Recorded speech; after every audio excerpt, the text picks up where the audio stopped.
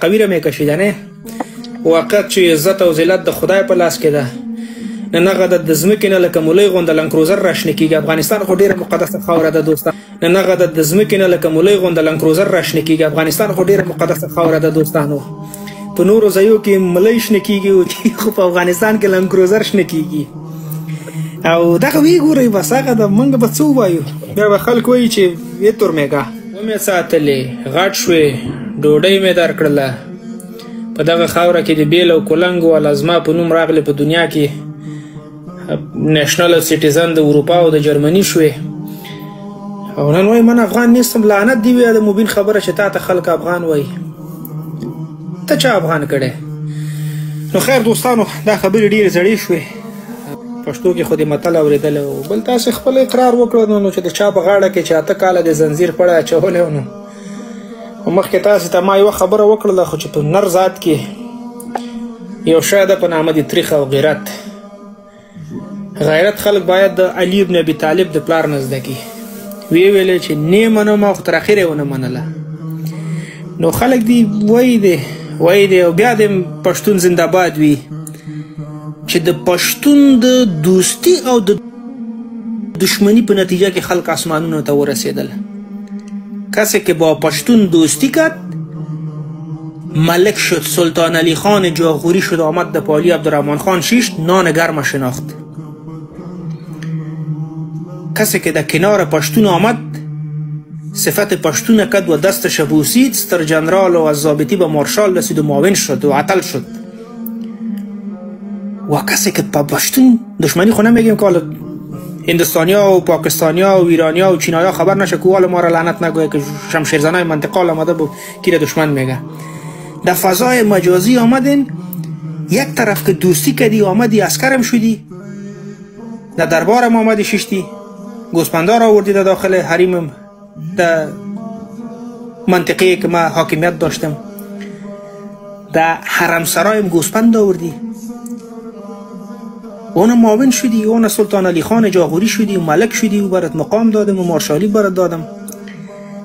و امروز که به وطن شدی تو خواهر و مادر مرا دو میزنی هم از برکت بدگویی ما به تو یک چند را پا گفت میایه و تو در خراسان به همشیرت رایی میکنی که بگی خوارجان اینی پول بگی و یک چیز مخصوصی که تو ضرورت میداشته باشی با این پول تو برو خریداری که بخود و این پول متوجه باش که ما افغانه که بیادر کلان است صاحب خاک است. من ناموس از زیر دو زدیم در بدل از این مردم به ما گفت رای کده ایره کش کدیم و بگی خراسانی محترمم شیرش ایره باز بگی تو نوش جانت مصرف یا با مادرت که تو رای میکنی در خراسان.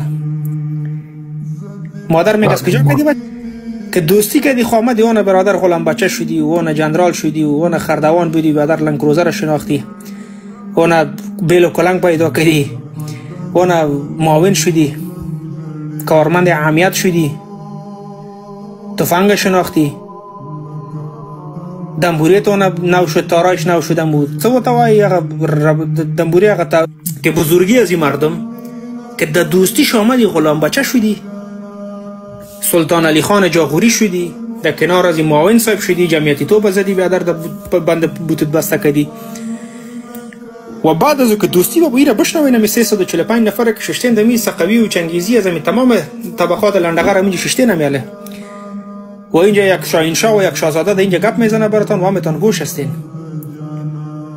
دوستی کدی کتم اون غلام بچه شدی اون مارشال و معاون و عطل شدی و بعد از او که تمام شد بعض بیادرای اعصاب خراب ما امروز آمده کابل گرفته خیرگان و خزمارم گوش نمیکنه. ناراحت نشین امروز با دو میزنی و از برکت دوی که با آدرس ناموس ما میتی گفتی که برات میایه چکچکی که برات میشه.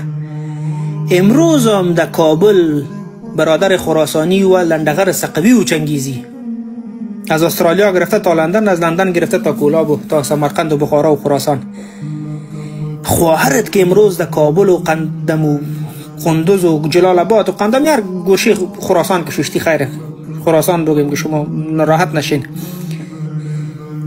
سیاست تو که در خانه خواهر تو که امروز در خانه همو چادر که اگر به سر میکنه اگر چون که اف باید اینجا بیه که ما شما نداریم کدام اسناد ثقی.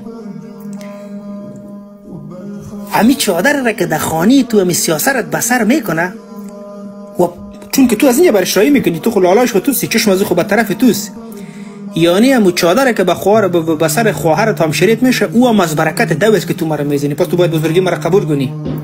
اگر تو با این بزرگی ایمان نمیاری، پس تو کور استی، تو گنگ استی و تو گوشت نمیشنوه. نو په خپل بزرگی باندې پوه سئ یارانو. بابا ملنګ صاحب، ملنګ شاه صاحب، عبدالي صاحب او د پښتونیزم نور ټول انډیوالان په بزرگی کې ایمان بیاورین و این ذات فحاش، این ذات لنډغر، این ذات که به ناموس خود این مردم احترام قائل نیستن و در اینجا میاین مرا دو میزنن به این معنی که من بزرگ هستم. دیروز از برکت دوستیم غلام بچه و معاونم شدی و امروز از برکت از اینکه تو دستت نمیرسه، میفهمی که چیز گفتیم نمیتونه، دور هستم، گریختیم، فرار کردیم. امروز از برکت از دوم امروز سیاست تو در کابل نان میخوره و چادر در سرش هست. نو بارا سترگی دکشته، چشمت پایین، سرت خم و وقتی که گتمه گپ میزنی برو باید روزو که ما ببینم چرا خم آودست میکنی، کلمه بخوان، بسم الله بگو، باز بیا که در افغان در اینجا گپ بزن. ژوندی دی به افغانستان.